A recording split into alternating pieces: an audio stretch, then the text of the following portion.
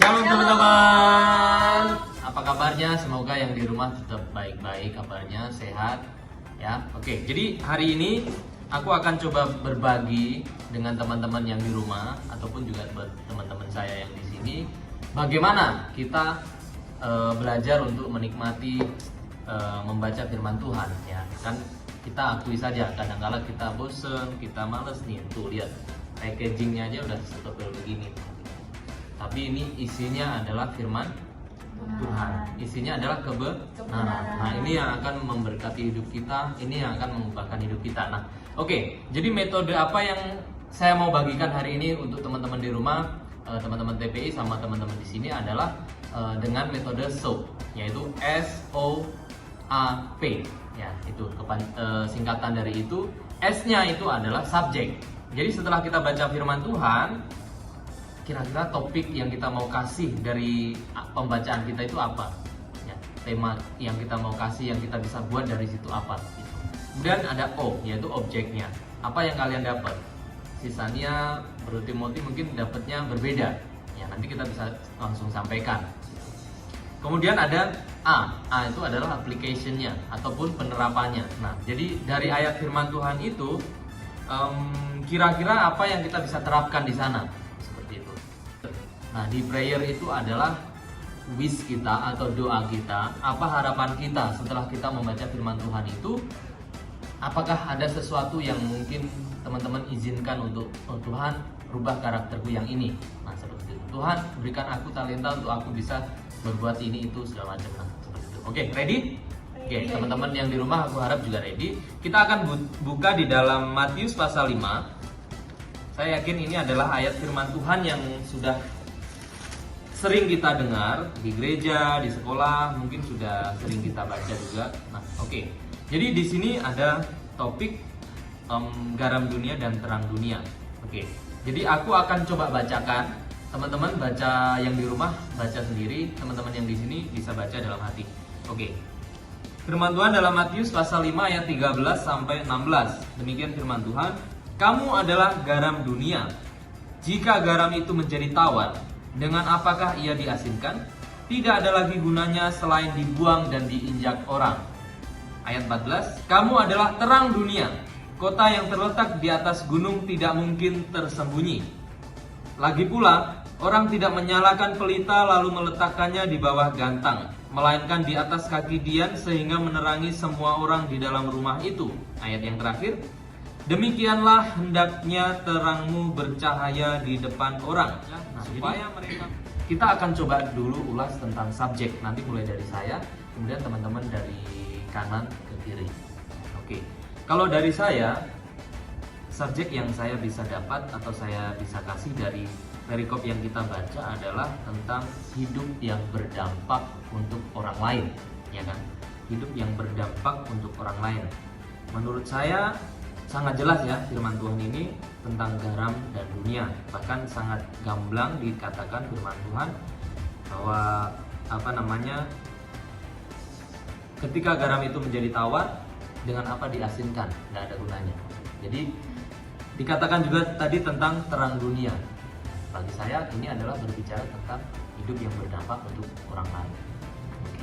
Mungkin sisanya bisa melanjutkan. Apa kira-kira subjek yang bagus untuk firman Tuhan hari ini?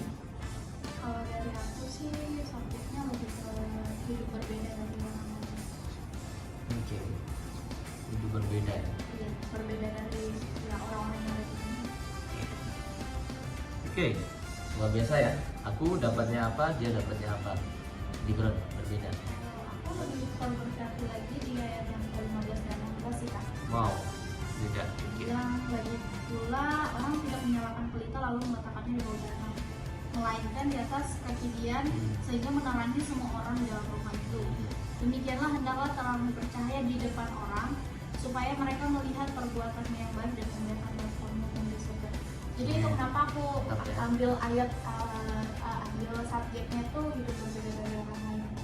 Ketika kita mungkin di lingkungan pertemanan kita tahu lah ya, kita anak muda pertemanannya seperti apa kan. Nah di situ kita harus bukannya mau mengikut apa yang menjadi jalannya mereka, tapi kita harus berbeda. Oke, Timothy, bisa sedikit aja objeknya? aku sih lebih fokus ke ayat yang ke-13 Oke. yang panggilan lebaran dunia. Iya. Apa itu objeknya ya kamu kata? Objeknya itu kayak kita harus menjadi berkat kepada orang lain. Menjadi berkat ya, berdampak lah ya. Tapi bagus sih. Tapi contohnya apa bro menjadi berkat tuh kayak gimana? Ya, orang itu sebenarnya belum mengenal Tuhan.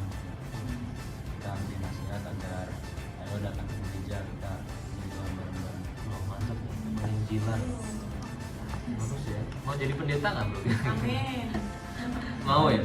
Mau. Oke, kita doain. Oke, luar biasa. Tadi menjadi berkat, luar biasa. Oke, Sis Karen mungkin sedikit sama, tapi apakah sama nanti coba objek? Kalau saya, yang saya dapat sih, yang sangat memberkati saya itu di ayat yang ke-16 ya, Pak, terakhir. Demikianlah hendaknya kamu percaya di depan orang, supaya mereka melihat perbuatanmu yang baik dan memuliakan Bapakmu yang di surga. Saya ambil contoh kayak, tau nggak sih yang namanya tuh menara yang di laut tuh, Oh iya. yang buat menerangi Apa ya kawasannya. namanya ya? Apa ya? Pokoknya menara penjaga bukan? Mercusuar. Ya, mercusuar. Ya.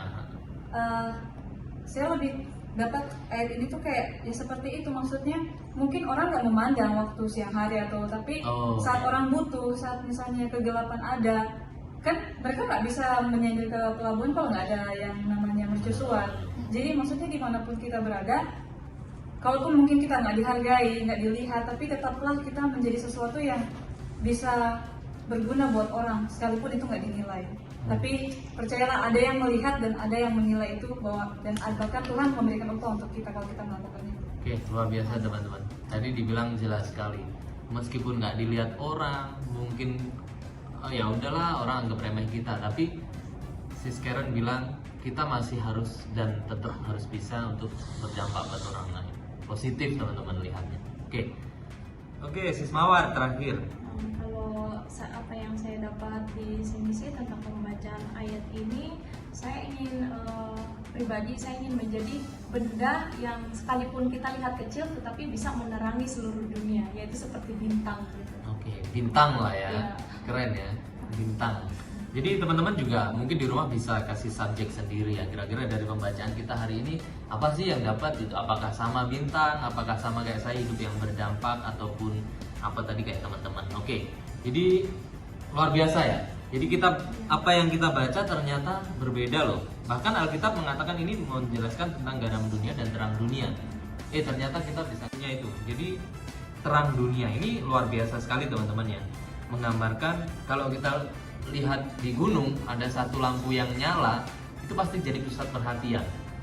Nyala kecil aja, apalagi nyalanya besar. Gitu. Apakah nyalanya itu contohnya rumah ataupun ya apalah itu. Pasti kalau kita lihat dari jauh, ya kayak tadi Sis Mawar bilang bintang. Kita pasti lihat itu jadi pusat perhatian. Nah, demikian pula hidup kita. Bagaimana kita bisa nggak hanya dilihat orang keren, tapi benar-benar ketika kita ada di tengah-tengah mereka, kita jadi berkat buat mereka. Tadi kayak yang dibilang Sis Karen. Itu sih objek yang aku dapat. Oke.